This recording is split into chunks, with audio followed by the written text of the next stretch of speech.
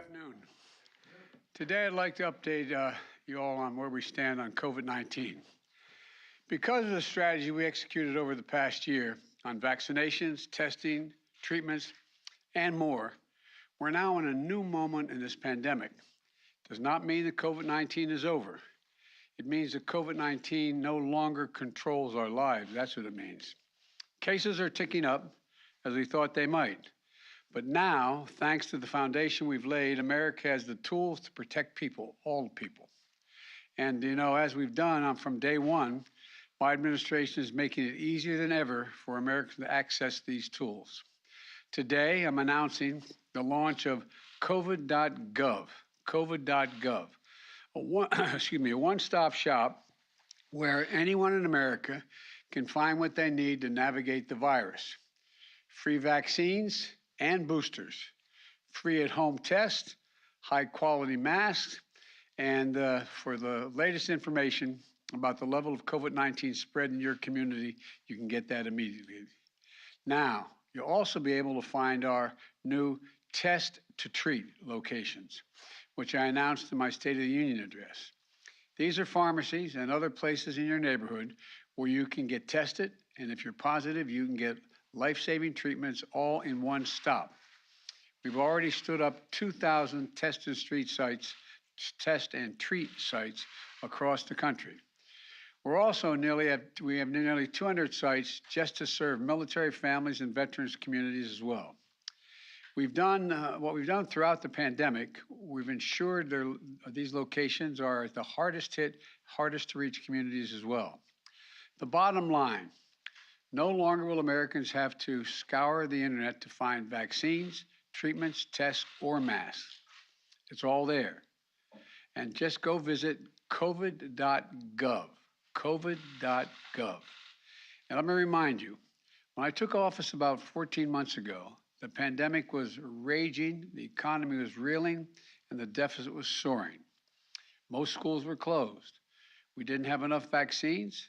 The unemployment claims were sky high, and then we got to work and we delivered. Enough vaccines for every American months ahead of schedule.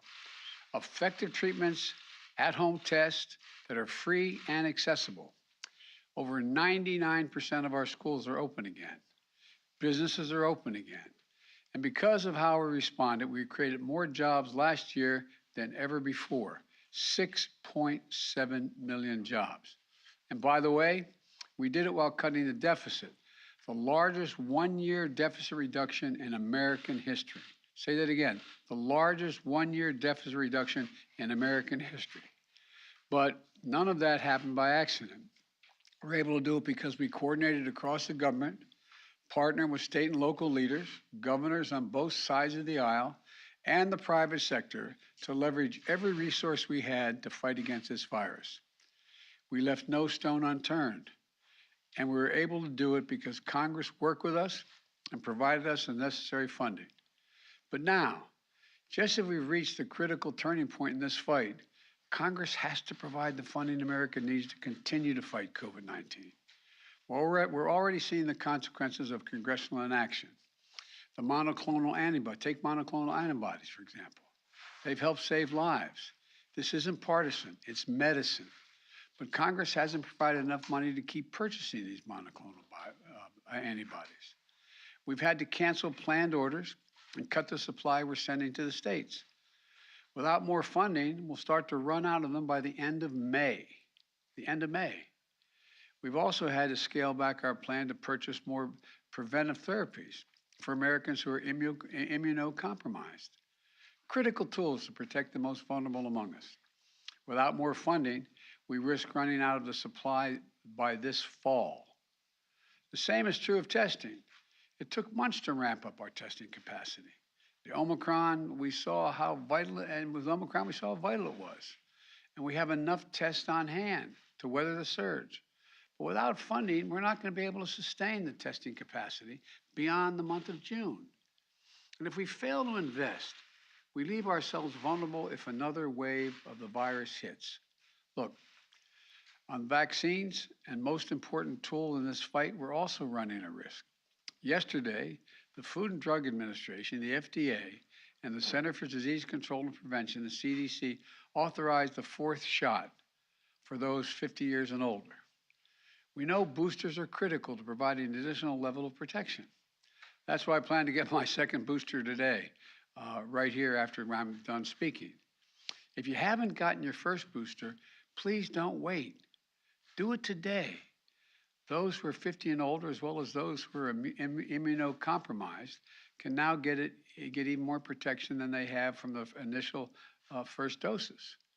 We have enough supply to give booster shots to those newly eligible individuals. But if Congress fails to act, we won't have the supply we need this fall to ensure the shots are available free, easily accessible for all Americans. Even worse, if we need a different vaccine for the future to combat a new variant, we're not going to have enough money to purchase it. We cannot allow that to happen. Congress, we need to secure additional supply now. We can't wait until we find ourselves in the midst of another surge to act. It'll be too late. And we also need this funding to continue our efforts to vaccinate the world with commitments we made. It's critical to our ability to protect against new variants. There's no wall you can build high enough to keep out a virus. Congress needs to act now, please. Let me close with this. I've worked so hard to get our lives, all of us have worked so hard to get our lives back.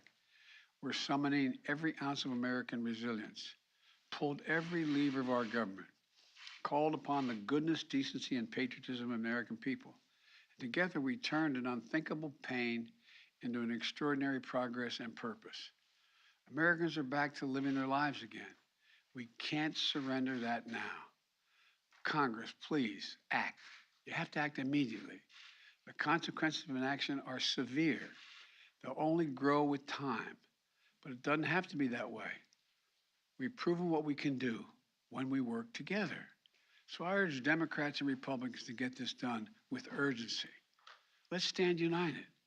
Let's continue to pull together. Let's get this done.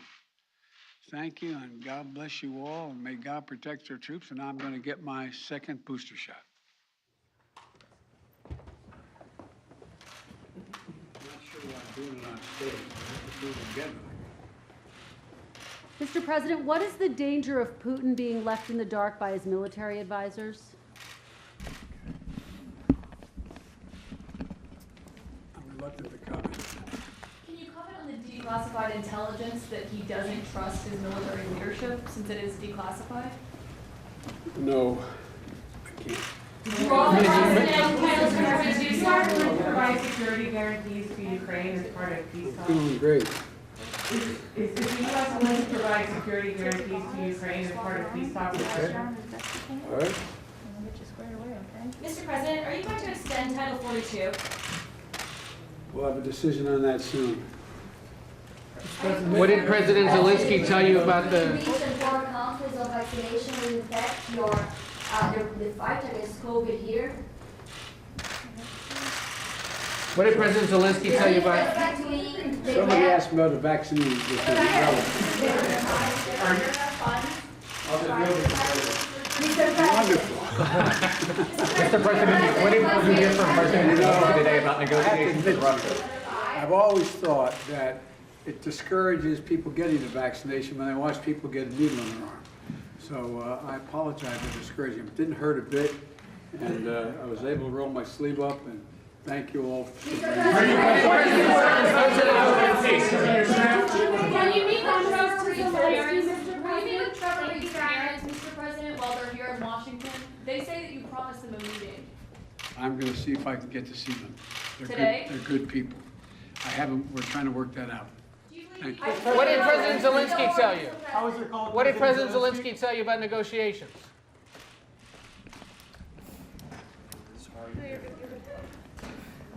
What was more painful, the shot or us? Yeah, I did.